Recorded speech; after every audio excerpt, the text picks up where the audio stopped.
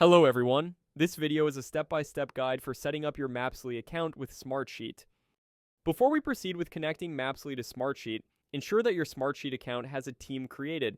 To do that, go to the Plan and Billing Info page and verify that you see the account name here. If you don't see the account name, that means you haven't yet created a team and you need to create a new group for that. To get started, please open app.mapsly.com in your browser and click on the Smartsheet logo. Please grant access to allow Mapsly to import your Smartsheet data. Click the Create New Mapsly Account button.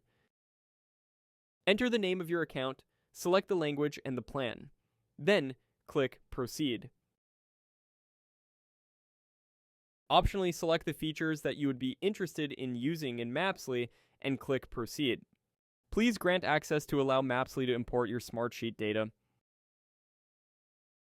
Click Add Object and select the sheet that you would like to import to Mapsly. In our case, we will select the Contacts sheet. It is important to select the Address column, which contains the address information from our sheet, as well as the Name column. If we go back to our sheet, we can see that indeed these are our columns containing the address and name values. If your address is split into multiple columns, then click the New Address field button and select each address component.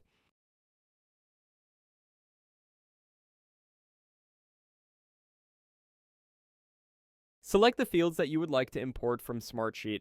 Let's import all fields and proceed.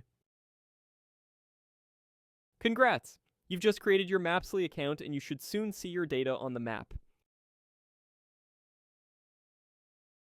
If you would like to embed Mapsly into your Smartsheet dashboard, simply click to edit your dashboard and add a web content widget.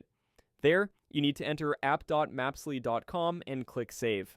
This will allow the Mapsly users to access Mapsly directly within Smartsheet. In case you want to share the maps with non-Mapsly users, you can generate a new shareable URL and then embed it the same way as we did before.